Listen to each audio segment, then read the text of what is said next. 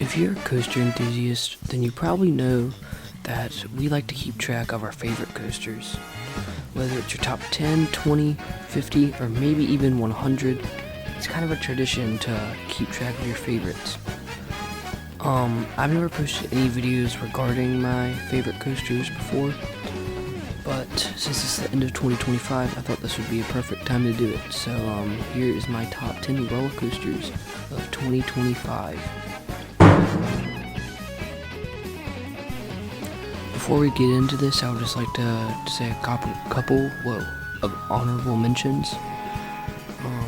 These are the three that just missed out on the top 10, which would be Orion at Kings Island, Banshee at Kings Island, and Guardians of the Galaxy Cosmic Rewind at Epcot. With that being said, let's get right into this video. Coming in at number 10, we have Mako at SeaWorld Orlando. Having a height of 200 feet, going 73 miles per hour, and having a length of 4,760 feet, this is the tallest, fastest, and longest coaster in Orlando. Mako is a really fun ride. I just personally don't think it deserves the hype. I think I went into this thinking it would be a really, really good ride, and it was just, in my opinion, an average hyper coaster. The 5-second camelback is obviously amazing, but after that, it just kind of has an average to below average hyper layout in my opinion. The second half is also just kind of dull. The turns are cool, but there doesn't really anything happen.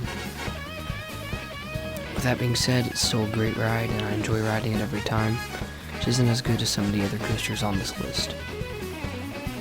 Coming in at number 9, we have another Beanham Hyper, which is Diamondback at Kings Island. I rode this for my first time this year, and I was pleasantly surprised by it. It has a height of 230 feet, a speed of 80 miles per hour, and a length of 5,282 feet, making it the second largest coaster on this list. It has plenty of camelback hills and is really long, which is, Mako's like an average length ride, but I think hypers need to be a really, really long length, and this obviously delivers with having over 5,000 feet of track. Some of the camelbacks don't hit as hard as others, but I still find it very enjoyable, and you do still get airtime on every single one, and I love the splashdown effect at the end. Coming in at number 8, we have another Beanham Hyper, but don't worry, this is the last one. Goliath at Six Flags Over Georgia. Now, I kind of glazed this ride a little bit, but I think it 100% deserves it. Every single hill hits so hard, and that final spree of hills at the end give nearly ejector airtime, especially the last one. I just had some really fun experiences on this ride, and it has average stats with a height of 200 feet, 70 miles per hour, and around 4,000 feet of track. But the stats don't really matter, it depends on the ride, and you'll see that later on this list. But yeah, I just really enjoy this ride, and I think it's the best Beanham Hyper out there. I don't know if I'll ride one that I like more than this. Coming in at number 7, we have Mystic Timbers, also located at Kings Island.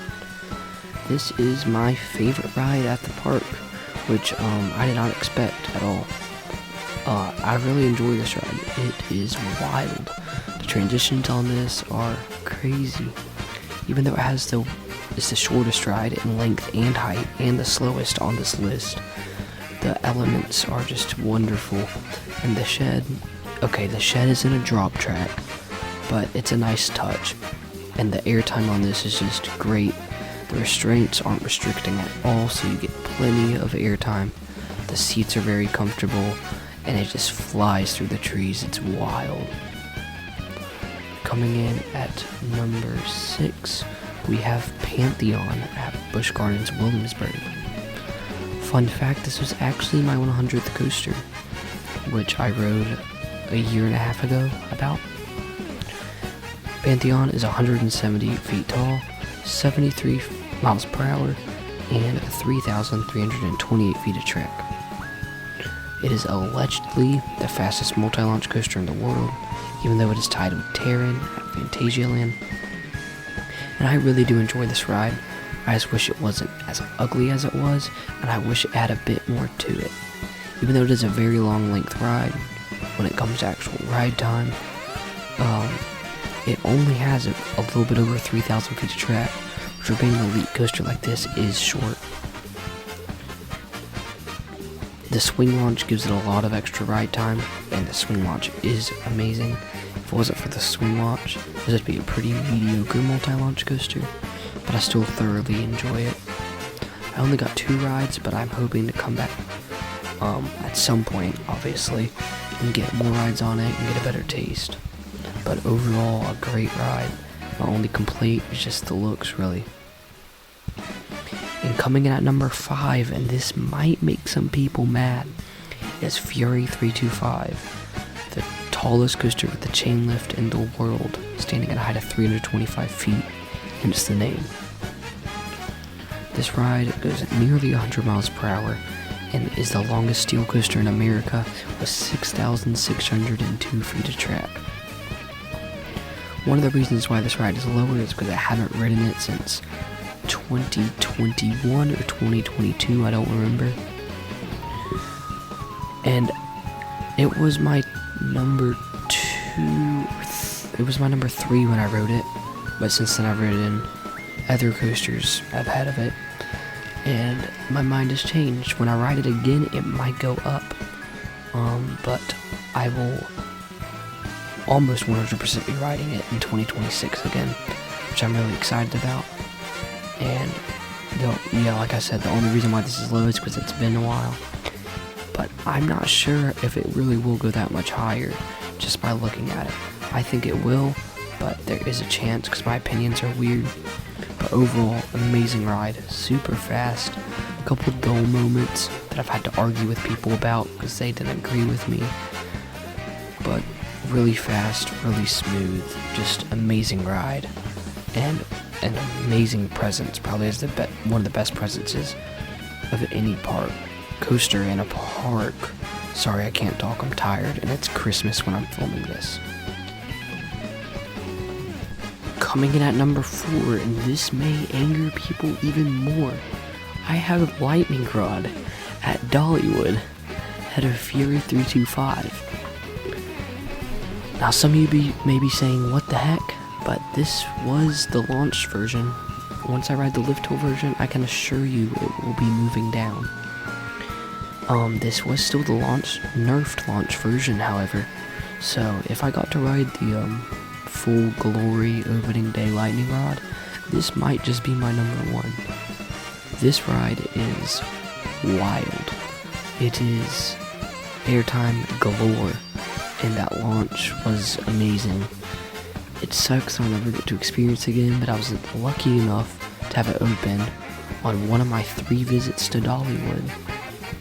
So I guess 3rd time's the charm. But super fast, a little rattly because it was a topper track, but now it's 100% steel, I'm pretty sure. So the airtime, it's a short layout, but thankfully I didn't have to wait a lot, or else it wouldn't it would have still been worth it, but it would have really sucked if I had to wait a while. But super smooth. We have a drop of 165 feet because this ride only goes like 50 feet off the ground max because of its wonderful terrain and setting. 73 miles per hour and 3,800 feet of track. So for it being a really short ride and having 3,800 feet of track, yeah, it flies through that track length. Coming in at number 3, we are now in the top 3, so these coasters might take a little longer. We have Iron Gwazi at Busch Gardens, Tampa. It's been a hot minute since I've ridden this. 2 years, I think. But I've been on it like 6 times, so I have a pretty good taste for it. It is a great ride. That first drop is wild, and I think they could have definitely done more. I think it works with what it has to offer. Tallest hybrid coaster in the world, fastest hybrid coaster in the world, steepest hybrid coaster in the world. No Zadra's height did not get magically changed at 210 feet. They are tied. Yes, but this ride is just, again, airtime galore. You're going to hear me saying this with all the RMCs. Airtime machine. That death roll is crazy. The stall is fun.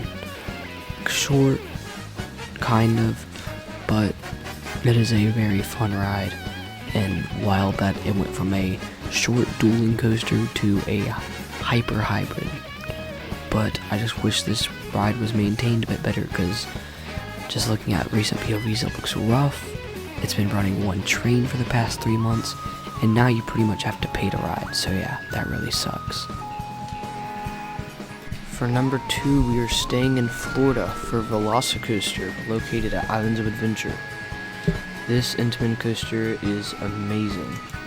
It has a height of 155 feet, goes 70 miles per hour, has a track length of 4,700 feet. Not only is this an amazing ride, but the theming is immaculate. One of the best themed rides that I've ever ridden. And it flies through layout. We have 4 inversions on this. Begins with a slower first half going through a highly themed raptor cage before flying into the top hat and into a high speed section going around the plaza with the Mosasaurus roll, the best element probably on any roller coaster, going over the water right by the queue line. When I went, I didn't have to wait too long, but I think it stays consistently at a 45-minute wait, which is about what I waited. There is no pre-show on this one, unlike other Universal rides, but it doesn't need it considering that the entire story is told immaculately during the queue line. Overall, a great ride. This used to swap between Iron Gwazi, but I'm firm on that. This is better than Iron Gwazi for now, at least. I've not ridden this in like 3 or 4 years, but I'm hoping to get back onto it next year or 2027. But great ride. And now we're at the number 1 coaster, and the number 1 coaster of 2025 for me is Air Force One at Fun Spot America, Atlanta. Controversial pick here, but I am very attached to this ride. I sat on the support beams while they were building it there for opening day. I've ridden it probably 40 plus times at this point, and I just think it has a great layout. It isn't just that I'm attached to it. I think this is the best coaster that I've ridden. Like I said, I haven't been on rides like VelociCoaster in a long time, but I love this ride. The quad down is insane, pulling -2 Gs 5 times in a row. Unheard of until this ride. We got something similar to the Mosasaurus roll called the Arcade roll, the longest 0G stall in America, the first Raven Trust dive in America, the Steve wave turn. We got 4 inversions on this, also 155 feet tall, this time only going 64 miles per hour, having a track length of 3,400 feet. I still find it insane that this was built at this part, and I also find it funny that this ride never gets a line because of the park that it's at. It's basically at a permanent fun fair. I don't want to talk about this ride too much in this video because I am working on a separate individual review for it, but great ride, and that is my number 1 coaster of 2025. If you made it to the end of this video, I would ask that you would like and subscribe. I'm not demanding you, but I mean, it seemed like you liked this video if you're here. And I am planning on making this video for years onward. Hopefully, well, not hopefully, but hopefully my list will be kind of different, because hopefully I will have been on more rides. But there's a lot of hopefullys. But thank you for watching, and I will see you in the next one. Bye.